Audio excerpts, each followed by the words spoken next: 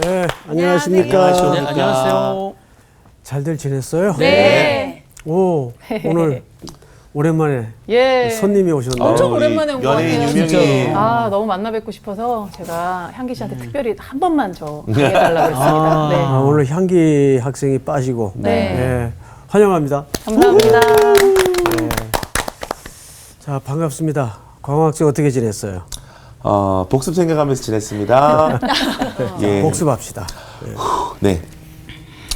지난 시간에 저희가 그 예수님께서 이제 무화과 나무를 바라보시면서 이제 좀 시장하신 베다니에서 나오시면서 시장하신 일들이 있었는데 잎사귀가 있길래 열매가 있을까 싶어서 무화과 나무를 찾으셨는데 잎사귀만 무성하지 열매가 없는 겁니다. 그래서 왜 열매가 없어? 너는 앞으로 열매를 맺지 못할까? 저주 섞인 말들을 하시는 사건이었는데 사실 우리가 알고 있는 예수님은 이렇게 사람을 살리시고 죽이는 것을 관여하지 않으시는 분인데 이렇게 무섭게 말씀하신 이유에 대해서 질문을 또 주셨거든요. 왜 예수님은 무화과 나무에 대해서 그렇게까지 강하게 말씀하셨을까에 대해서 얘기하셨는데 그것은 성전 정화 사건과 연결이 있다. 그 부패했던 그 당시 겉으로만 번제를 했던 종교인들에 대해서 얘기하시는 사건으로 이사야서 56장 6절 말씀을 이렇게 빗대 말씀해 주셨거든요. 왜냐하면 그때 그 정화 사건을 하시면서 여기 내 집은 그 만민이 기도하는 집이다 이렇게 말씀해 주셨는데 그게 이사야서 말씀에 있죠. 만민이 기도하는 집이다. 그런데 그 각주에 보니까 만민을 위해 기도하는 집이다 라고 연결되는 부분들을 얘기하시면서 결국은 만민을 위해 기도하는 그 기도의 집이 만민이 모여 기도하는 기도의 집이 될 것인데 그걸 위해서 정말 그 당시 종교인들은 버리고 배척했던 약하고 죄인이라고 얘기했던 그 수많은 사람들을 다시 회복시키시고 회복하는 하나님의 나라로서의 회복을 말씀하시면서 그 잎사귀만 무성한 무화과 나무가 결국 그 당시 겉만 번제를 했던 종교인들을 이렇게 비판하시는 말씀이었다고 설명해 주셨습니다. 네. 이렇게 떨려 목사님 얼굴만 보면. 근데 지금 가만히 보니까 지난주에 안 왔잖아요. 네. 그 어떻게 복습을 했어요? 우리 상원이 형 그 필기 노트를 빌려다가. 그렇구나. 아마도 복습을 하나요? 그럼요. 혹시 다음 주에 오세요? 혹시 다음 주에 오시면 복습하셔야 돼요. 저 다음 주에 또 오려고 그랬는데. 놀랬던 게 수업에 참여한 것보다 복습을 잘했어요. 왜냐하면 지난주 내용이 쉽지 않았잖아요. 맞아요. 그리고 신학적으로도 굉장히 논란이 꾸준히 이어오던 본문이었고 수고했어요. 네. 감사합니다.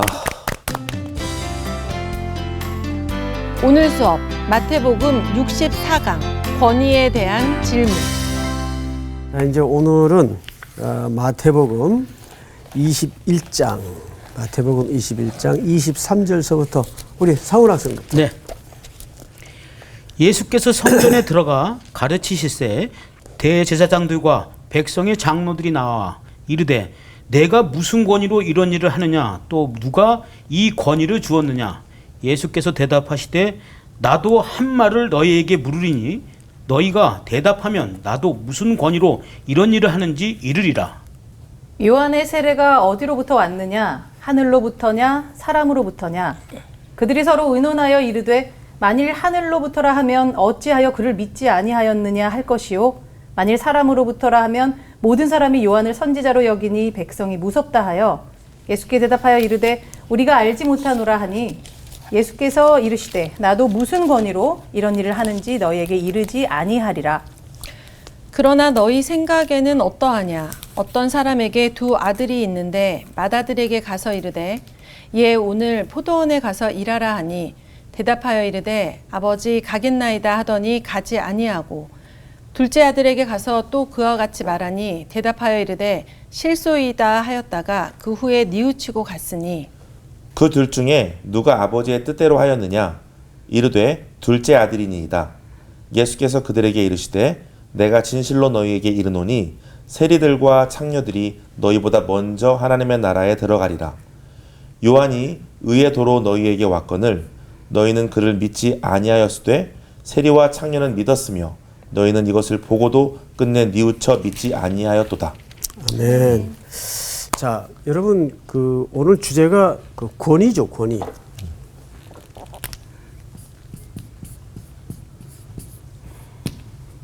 1978년도에 그 영국의 그 왕실 궁중 의사 한 분이 회심을 하고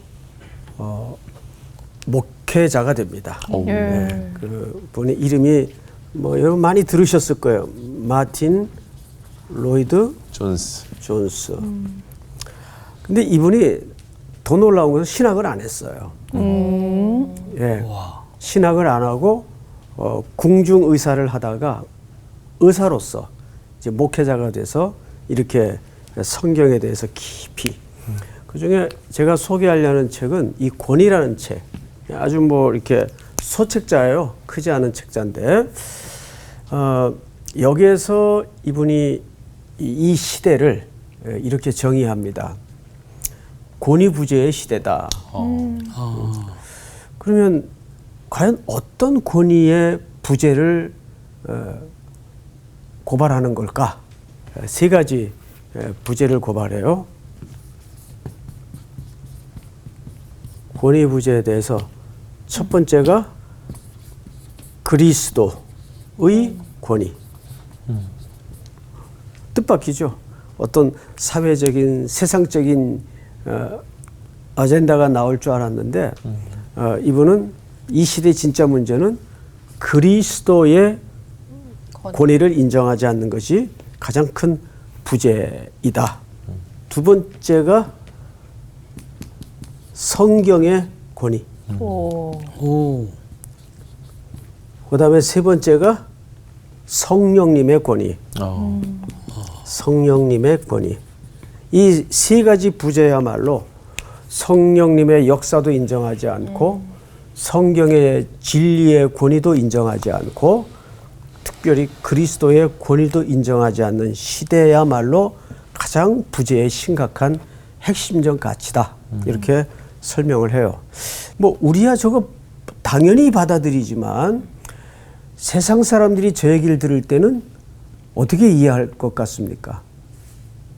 지들끼리 얘기지 이렇게 생각 안 하겠어요? 네. 맞습니다. 그게 문제라는 거예요. 이 세상의 진짜 문제는 그게 문제라는 거예요. 맞아요.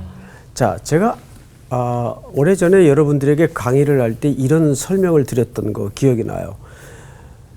하나님의 말씀의 계명은 예를 들어 십계명은 하나님의 백성들에게만 주어진 계명이 아니에요.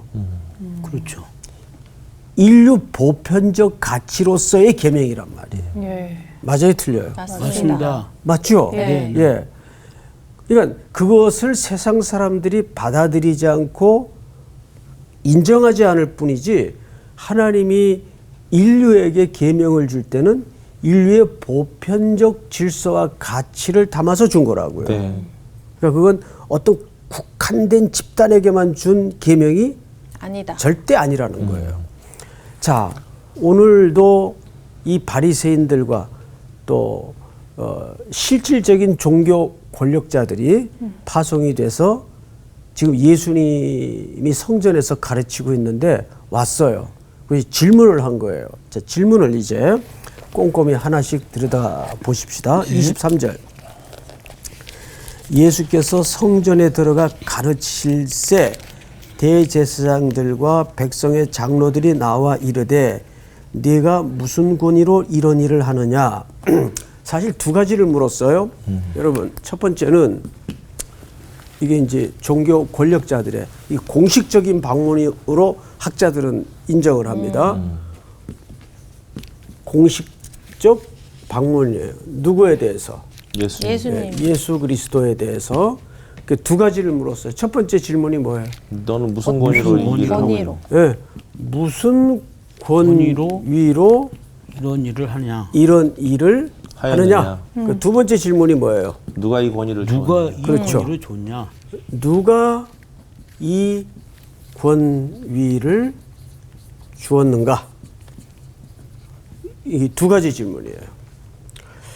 자, 그러면 항상 예수님의 이 화법을 우리가 그동안 오랫동안 공부를 해서 아시겠지만은 즉문즉답하는 경우가 없어요. 네. 항상 예수님의 화법은 누가 물으면 그 질문을 가지고 되묻죠. 네. 되물음으로써 그 질문 속에 사실은 답을 포함하고 있다고요. 오늘도 이제 그런 패턴으로 흘러갈 텐데 오늘 우리 광우 학생이 복습을 아주 꼼꼼하게 잘 했는데 이 앞에 어떤 사건이 있었다고 했죠?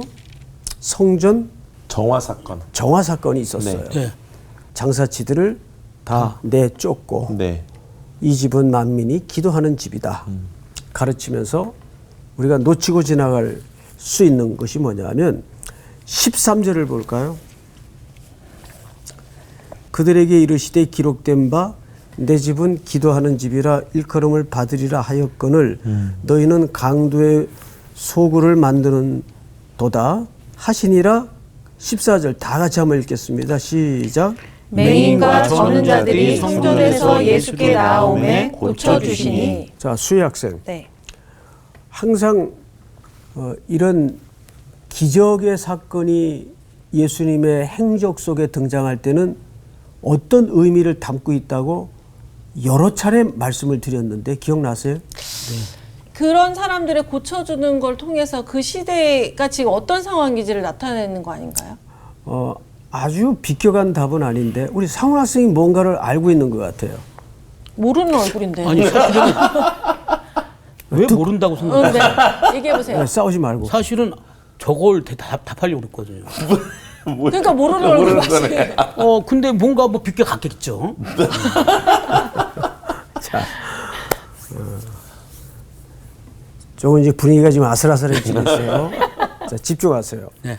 항상 예수님이 이적을 일으키고 어떤 병자를 고치고 할 때는 드디어 하나님의 나라의 통치가 시작이 되었다. 네. 하나님의 나라의 임재 기억나요? 안 나요? 네. 압니다. 기억나죠? 네. 이거 제가 굉장히 여러 번 여러분들에게 강조한 거예요. 네. 자, 사도들이 성전 미문에 다리 못 쓰는 앉은 사람을 예. 고쳐서 일으켰어요. 야, 기적이 일어났다. 이 단순한 그 얘기가 아니라 드디어 거기에도 하나님의 나라가 임하기 시작했다. 공식적으로. 이 앞을 보지 못하는 상태가 그 시대를 반영할 수 있단 네, 말이에요. 네. 그 네, 얘기한 거죠. 네. 예. 그러니까 조금 더 나가서 그것이 메시아의 임재, 하나님의 나라의 통치의 시작을 알리는 전주곡이라 그 말이에요. 네. 그 이 예수님이 성전 정화하시기 전에 고쳐줄 수도 있는데 정화가 끝난 다음에 고치시잖아요. 그러니까 이게 정리를 하고 이제 하나님의 나라가 제대로 통치됨을 회복되는. 알리는 네, 회복의 저는 그 생각까지는 못했어요. 그 전에도 있지 않았을까요, 기적은? 그러니까 하나를 가르치면 저렇게 둘을 깨닫는 게 참 감격이죠. 네. 그런 의미도 있을 수 있겠네요. 생각을 해보니까. 그리고 그 순서와 질서는 수희 학생이 말한 것처럼 맞습니다. 예.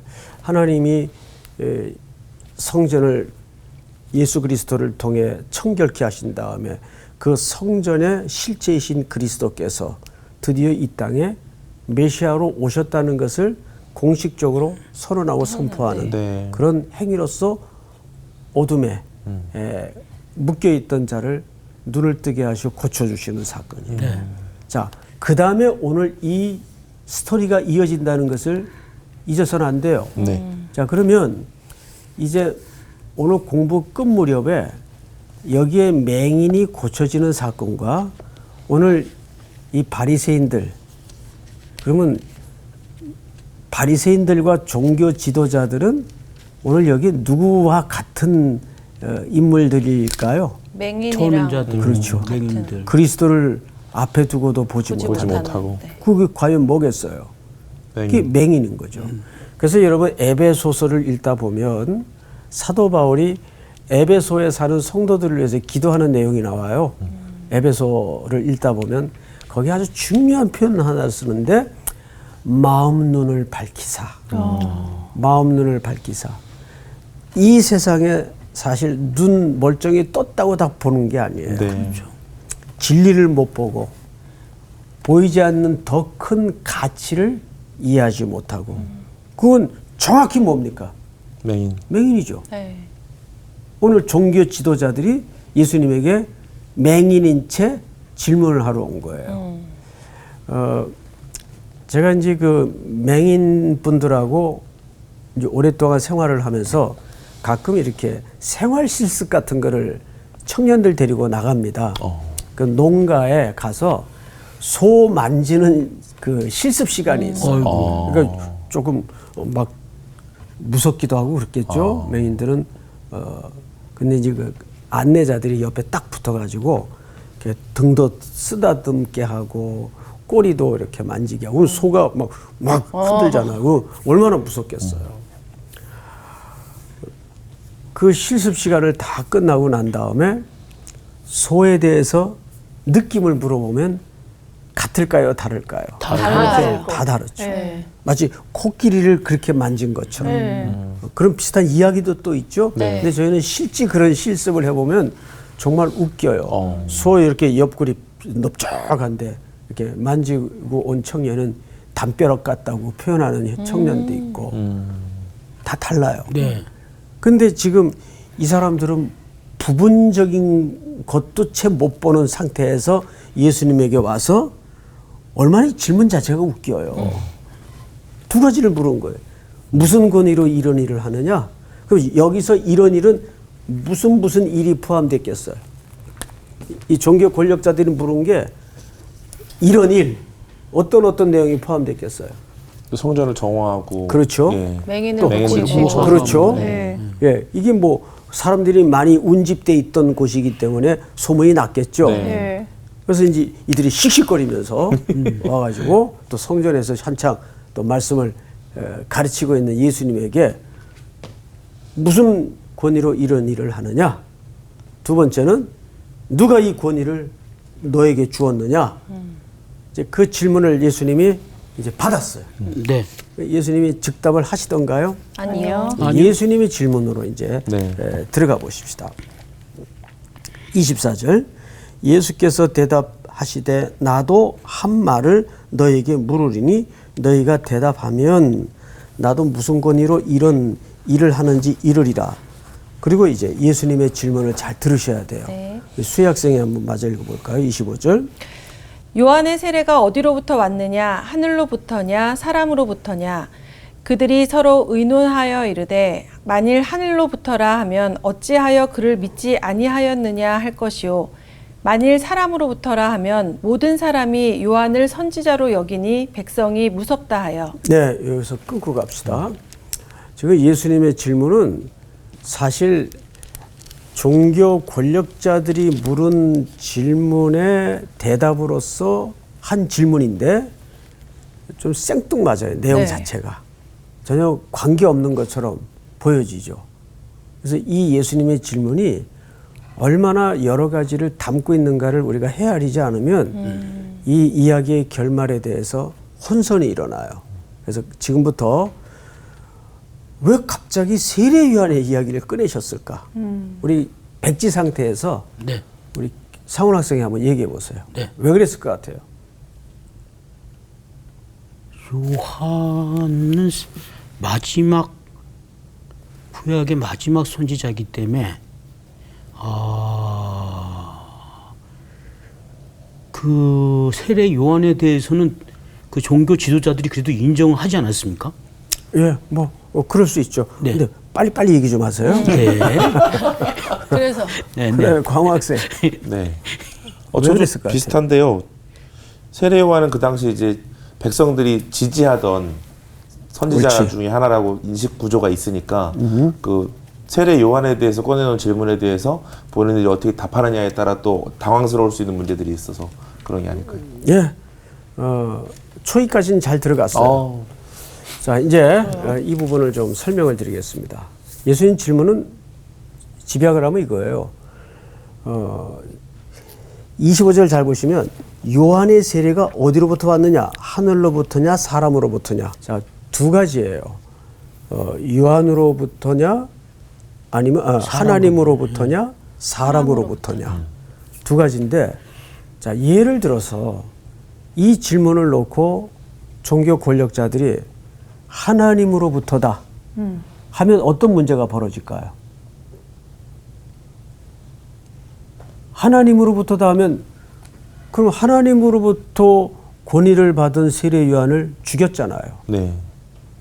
정치 지도자들도 죽이고 종교 권력자들도 거기에 부응을 하고 네. 죽였잖아요. 네. 그러면 자기네들끼리 모순적 충돌이 일어나는 거예요. 무슨 소리인지 알겠어요? 예. 자, 또 하나.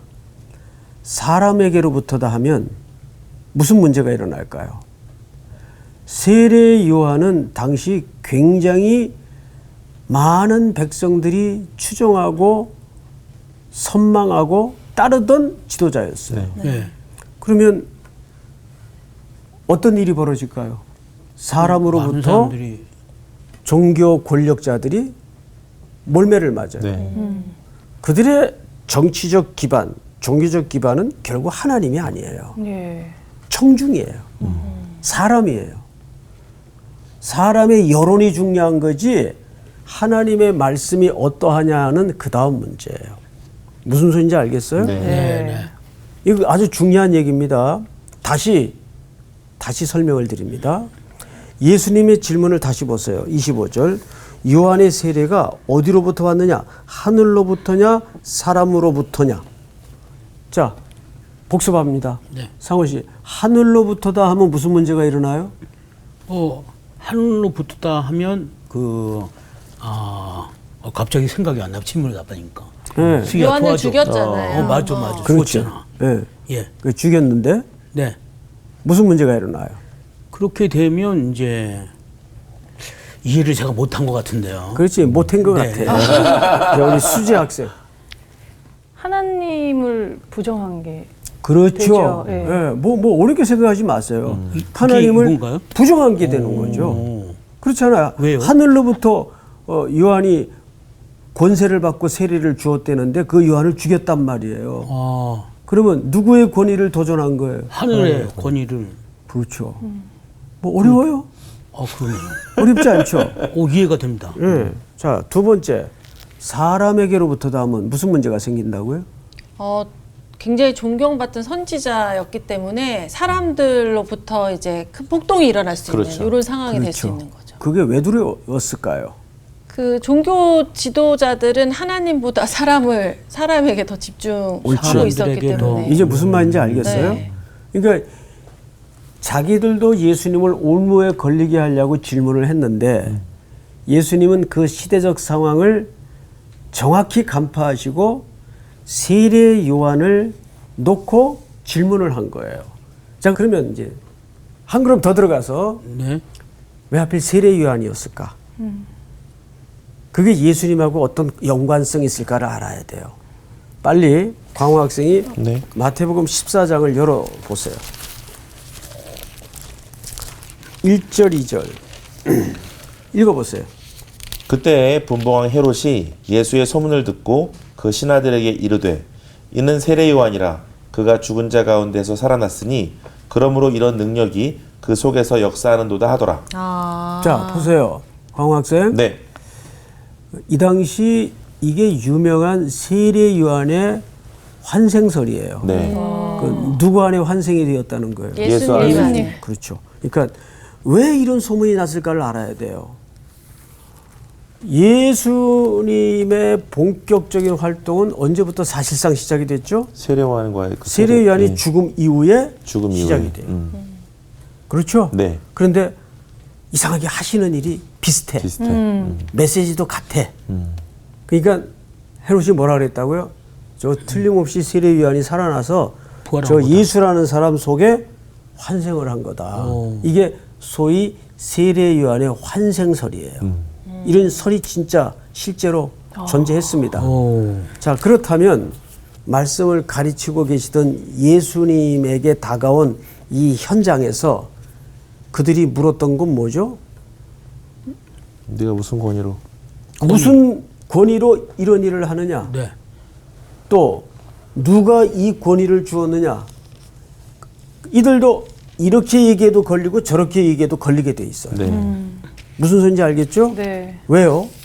자, 예를 들어서 지금 이 사람들의 인식은 예수 그리스도 리콜 누구로 이해를 하고 있어요? 세례 요한. 그렇죠.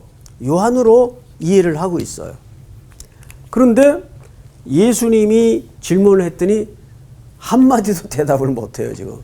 이게 하늘로부터 온 권위라 그래도 문제가 생기고, 이게 사람들이 준 권위라 그래도 지금 딜레마예요. 네. 문제가 생긴 거예요. 답을 못하는 거예요. 결국 그 답을 못하는 상태가 그들의 실체를 폭로시키는 격이 된 거예요. 뭔 소리인지 알겠어요? 네. 왜? 그들이 한 짓도 있고 또 사람에게로부터 왔다고 얘기하자니 백성들이 두렵고. 들고 일어날 네. 여지가 지금 농후하고 어떻게 하면 좋아요? 대답을 못하는 거예요. 그래서 이제 예수님이 그 다음 단계로 들어갑니다. 자, 21장으로 다시 넘어갑니다. 네. 26절. 만일 사람으로부터라 하면 모든 사람이 요한을 선지자로 여기니 백성이 무섭다 하여. 이제 이해가 되죠? 네. 예수께 대답하여 이르시되 우리가 알지 못하노라 하니 예수께서 이르시되 나도 무슨 권위로 이런 일을 하는지 너희에게 이르지 아니하리라. 그러니까 그들이 뭐라고 대답을 꺼냈다고요? 알지 우리 못하겠다. 모르겠다. 대답을 꺼냈어요. 그러니까 예수님이 그러면 나도 말할 필요가 없다. 그러면서 예수님은 진짜 하고 싶은 얘기를 이제부터 세 가지를 하십니다. 첫 번째가 포도원의 아들. 두 아들 이야기를 하시고, 두 번째가 포도원 농부의 이야기를 하세요. 그리고 마지막 세 번째가 이제 혼인잔치 비유인데, 이 혼인잔치 비유는 다음 시간에 다뤄야 분량이 맞을 것 같아요. 그래서 오늘은 두 이야기만 핵심을 좀 서로 나누고 시간을 좀 마무리할까 합니다. 28절. 그러나 너희 생각에는 어떠하냐? 어떤 사람에게 두 아들이 있는데 맏아들에게 가서 이르되 예 오늘 포도원에 가서 일하라 하니 대답을 했어요, 안 했어요? 했어요. 했습니다. 자, 29절 다 같이 시작. 대답하여 이르되 네, 아버지 가겠나이다 하더니 가지 아니하고. 자, 여러분 앞을 보세요. 예, 갈게요. 그러고 안 갔어요. 네. 그러면 대답이 중요한 게 아니라 행동이 중요한 건데 얘는 갈 마음이 있었다는 거예요, 없었다는 거예요? 없었다는 얘기죠. 갈 마음이 없었다는 거예요. 또 둘째 아들입니다. 30절. 둘째 아들에게 가서 또 그와 같이 말하니 대답하여 이르되 실소이다 하였다가 그 후에 뉘우치고 갔어요. 그러면 여기서 도대체 첫째 아들은 뭐고 둘째 아들은 뭐냐 이거예요. 예수님이 결국 이 얘기를 하고 싶은 거예요. 네. 자, 그러면 그 실체를 어떻게 드러내시는가? 31절. 그 둘 중에 누가 아버지의 멋대로 뜻대로 하였느냐? 그러니까 예수님은 입술의 대답이 중요한 겁니까? 아니면 행동이 중요한 겁니까? 행동. 행동이 중요한 거죠. 입술의 대답은 말이에요. 예. 그런데 여기에 말에 대비되는 것이 지금 행위로 나와요. 맞죠? 네. 근데 첫째 아들은 네 갈게요. 그러고 안 갔어 얘는. 근데 둘째 아들은 아 싫어요. 그래 놓고는 갔어요. 결국 갔어요. 장광우를 보는 것 같아요. 두 번째 아들인가요? 첫째 아들은 저 같아였고. 자, 그런데 진짜예요. 네. 그런데 31절에 예수님의 해석이 기가 막혀요. 제가 좀 읽겠습니다. 그 둘 중에 누가 아버지의 뜻대로 하였느냐 이르되 둘째 아들이니이다. 여러분 이거 누가 대답한 거예요? 이 대답은 이 바리새인들. 네, 그 사람들이 대답한 거겠죠? 네. 네. 둘째 아들이니이다. 예수께서 그들에게 이르시되 내가 진실로 너희에게 이르노니 세리들과 창녀들이 너희보다 먼저 하나님의 나라에 들어가리라. 자, 여러분 그러면 여기서 첫째 아들, 둘째 아들이 있는데 예수님은 둘째 아들을 누구로 비유했어요? 세리와 그렇죠. 창녀들. 세리, 비창기, 죄인들, 이 당시 사회적 통념상 구분되어진 죄인들이죠. 여기 뭐 장애인, 어린아이. 어린아이는 순수함의 대명사가 아니라 뭐의 대명사라 그랬죠? 제일 약한 자, 인간으로 인간으로서 취급받지 못하는 못하는 무가치한 존재. 네. 이것이 그 당시 사회가 가졌던 통념이었어요. 자, 이런 자들이 들어간다는 말은 왜 하필 야 그러면 뭐 예수님은 뭐 사회운동가인가 왜 이러시지? 예? 저게 무슨 뜻일까요? 저 종교 사람 지도자들이 저 사람들을 더 이렇게 했죠. 네. 예. 주저할 필요 없어요. 배척했어요. 왜 그랬을 것 같아요? 죄인으로 여겼기 때문에. 방금 말씀드렸잖아. 이들은 이 당시에 무가치한 것들이었어요. 무가치한 존재. 그래서 이들 자체가 어떤 존재들로 묶어지냐 하면 누군가의 돌봄과 보살핌 없이는 이 땅에 존재 기반이 없는 사람들이에요. 하나님의 나라는 저렇게 못 살아야 가난해야 들어간다는 그런 의미가 아니에요. 하나님의 나라는 스스로를 무가치하게 여기고 죄인으로 여기는 이와 같은 자들만이 들어간다는 얘기예요.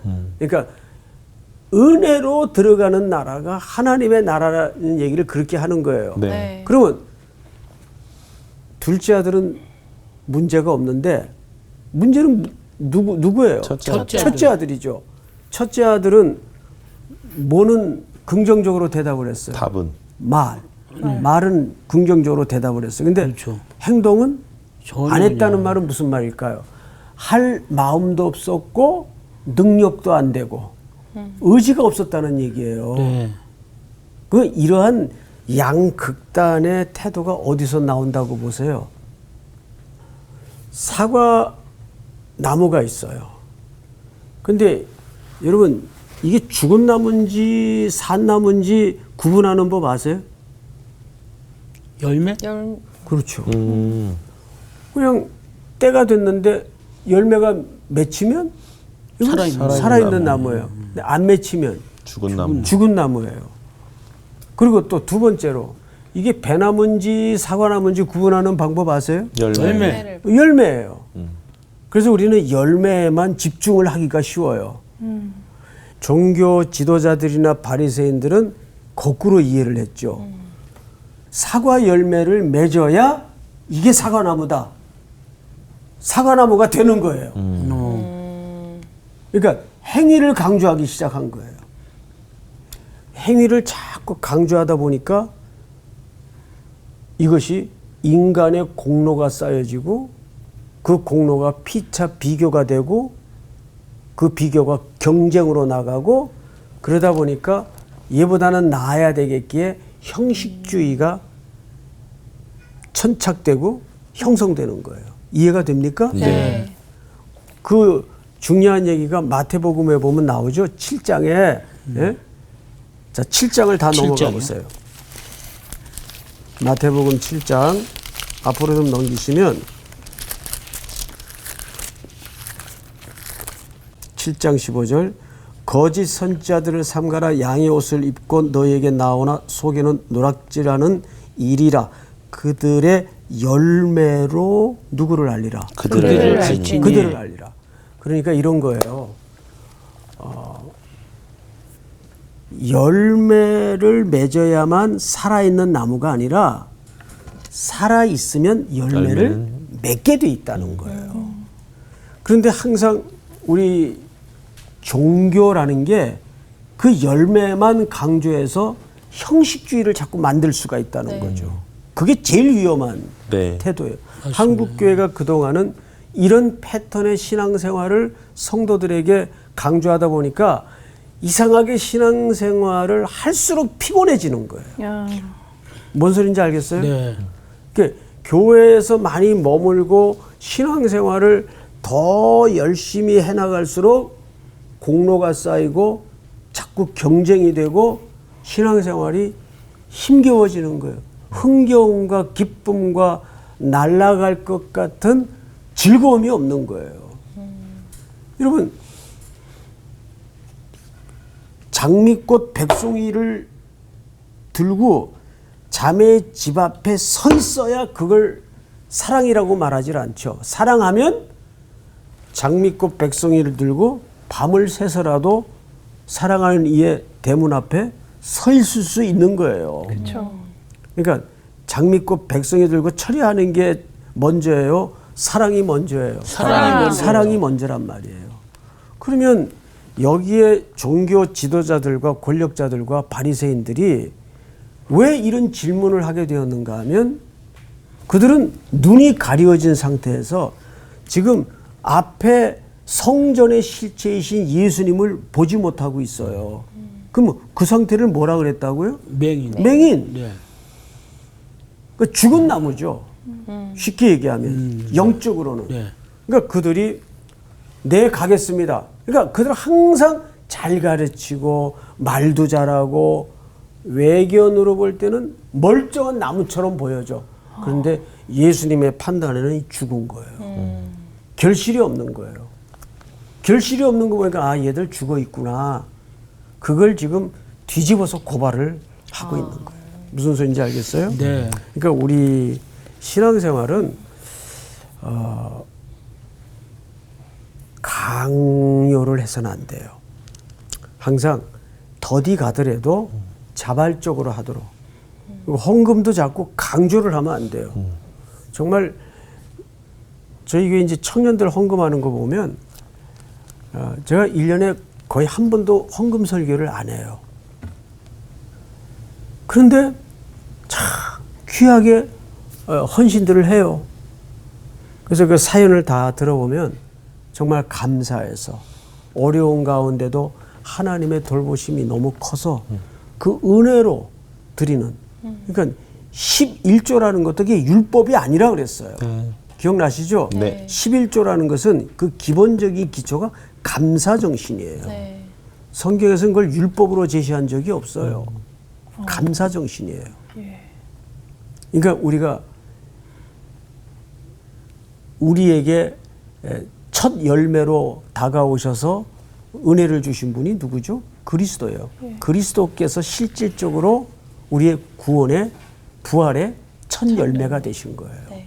믿습니까? 네. 그러니까 오늘 이 권위의 문제는 사실 권위의 문제보다는 열매의 문제로 가서 그 권위에 도전하고 앞을 보지 못하는 사람들처럼 지금 머물러 있는 그들을 역설적으로 업어치기를 하는 통쾌한 장면인데 혹 그 대상이 오늘 우리들일 수도 있다는 것을 삼가 조심해서 이 공부를 마무리하도록 하겠습니다. 네. 수고하셨습니다. 네. 감사합니다.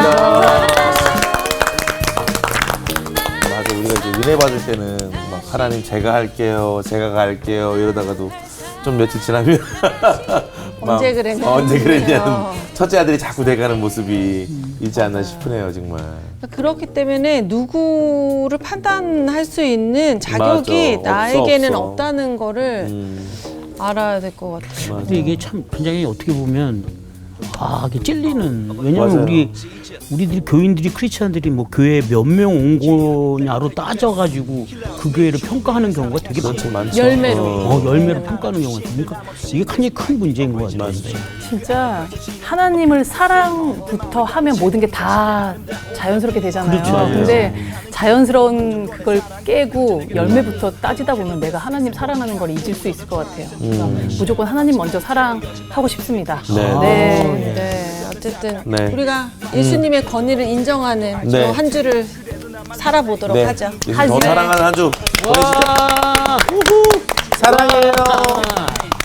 사랑해.